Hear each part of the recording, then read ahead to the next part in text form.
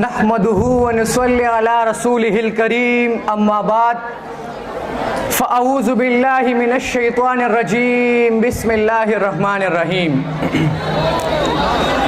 تم نے سنوارا گلوں کو، شگوفوں کو، خار کو،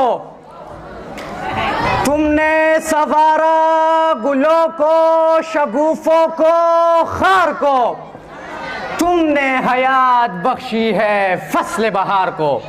جناب صدر، محترم اساتذہ کرام اور میرے عزیز ساتھیوں، السلام علیکم۔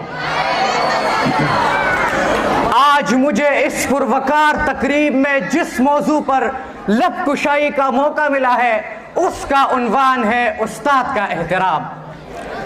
کتنی محبتوں سے پہلا سبق پڑھایا، کتنی محبتوں سے پہلا سبق پڑھایا، میں کچھ نہ جانتا تھا سب کچھ مجھے سکھایا۔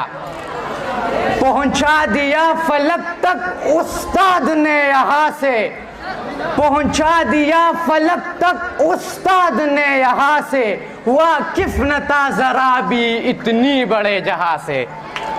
جناب عالی، آج میں اس موقع پر اپنے تمام اساتذہ کو سلام پیش کرتا ہوں۔ آپ نے ہماری زندگیوں میں صبر، حکمت، عزم اور محنت کے رنگ بھرے ہیں، ہماری روحانی اور اخلاقی اقدار کو مجسم کیا ہے اور ہماری تعلیمی سفر کو تسلسل کے ساتھ آگے بڑھانے میں انت تک جدوجہد کی ہے۔ ماں باپ اور استاد سب ہے خدا کی رحمت، ماں باپ اور استاد سب ہے خدا کی رحمت، ہے روک ٹوک ان کی حق میں تمہاری نعمت۔ جناب صدر، تمام دنیاوی رشتوں میں سب سے مقدس اور قابل احترام رشتہ استاد کا ہے۔ وہ دنیا میں جینے اور رہنے سہنے کا سلیقہ و شعور دیتا ہے، لوہے کو تپا کر کندن بناتا ہے، پتھر کو تراش کر نگینہ بناتا ہے اور بنجر زمین کو کلیان بناتا ہے۔ وہ قوم، وہ معاشرے کا معمار اور کردار ساز ہے۔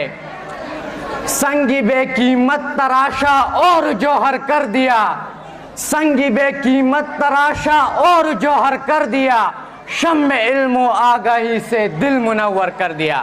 جناب صدر، اساتذہ نہ صرف تعلیم کے زیور سے آراستہ کرتے ہیں بلکہ ہمارے رہبر ہوتے ہیں، رہنما ہوتے ہیں، غمخوار ہوتے ہیں، روحانی والدین اور مہمان ہوتے ہیں۔